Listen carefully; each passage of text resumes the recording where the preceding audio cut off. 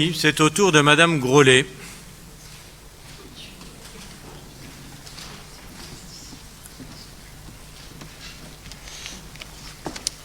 Merci, Monsieur le maire.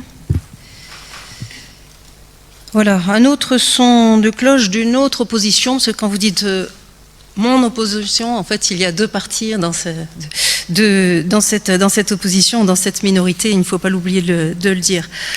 Les élus n'ont pas eu ces informations que vous venez de nous transmettre en amont, donc je dois un peu réagir à chaud et seulement s'appuyer, comme je l'ai fait, sur vos interviews, enfin le compte-rendu de vos interviews au fleuve, on pourrait presque parler d'un feuilleton dans les médias.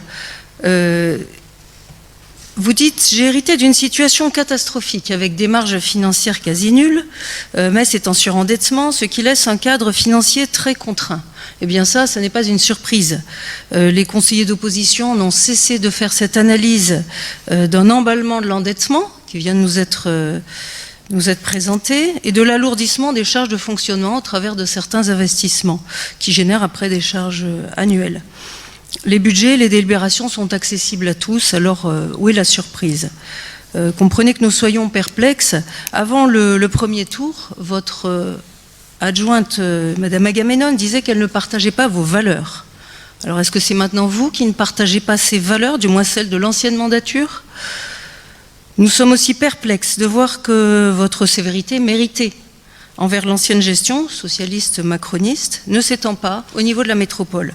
La situation financière n'est pourtant pas des plus brillantes. Et l'endettement, là aussi, il a explosé. L'encours a décuplé à 192 millions d'euros fin 2019. Et par un arrangement que j'ai régulièrement dénoncé, la ville prenait même des charges qui étaient en fait pas de sa compétence pour soulager Metz Métropole. C'était tout à fait assumé. Ainsi, le Palais des Congrès, équipement qui relève du développement économique, donc de l'intercommunalité, que Dominique Gros a sciemment imposé au budget de Metz pour épargner la métropole croulant sous la dette du Métis. Et même métropole engagée dans la construction du palais de la métropole. On ne vous a pas entendu à l'époque. Et maintenant, vous allez inverser la pompe à financement. S'il doit y avoir, dites-vous, s'il doit y avoir de grands projets, ils seront financés par la métropole. Voilà qui va faire plaisir aux habitants de la métropole et aux maires. Parce qu'on ne vous a jamais entendu non plus, et là je dois dire que j'atteins le comble de la perplexité, on ne vous a pas entendu critiquer le Métis ou le Palais des Congrès jusqu'à aujourd'hui. Et maintenant vous dites on aurait pu les mener à bien avec un coût moins élevé. Ce n'étaient pas donc les grands projets de Dominique Gros. En tant que deuxième vice-président de Jean-Luc Baule, maire de Wappy, qui a largement bénéficié du Métis, vous avez aussi une part de responsabilité. Vous n'avez pas écouté les maires et les élus. Et je rappelle que lors de la délibération concernant le Palais des Congrès, il y avait 30% des élus qui s'y sont opposés grâce à un vote à bulletin secret. On n'aurait pas dû passer outre. Et maintenant, vous dites on ne va pas refaire l'histoire ? Je trouve ces propos très faciles. En réalité, on aurait dû les écouter, ces maires et ces élus, qui voulaient des investissements réfléchis, non pas du tout du passéisme et ne rien faire, mais des équipements réfléchis, des investissements pour améliorer notre activité économique, il fallait le faire. Notre réseau de transport, il fallait évidemment le faire.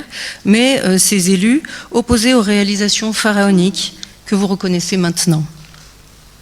Même pour la ligne 3, je rappelle que l'année dernière, ou en début d'année, je ne sais plus, lors du vote du plan de déplacement urbain à la métropole, Jean-Luc Baule a déjà acté le fait que les équipements à venir, donc pour cette ligne 3, ne seraient pas des Métis, mais un TCSP, ce qui était bien le signe qu'on était allé trop loin.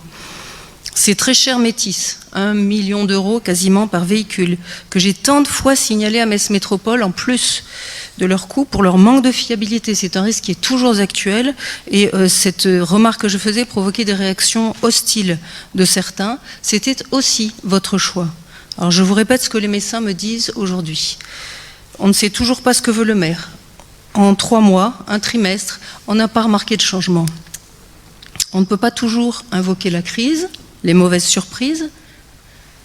C'est le mauvais signal, surtout, d'une incapacité à anticiper une situation qu'on pouvait analyser.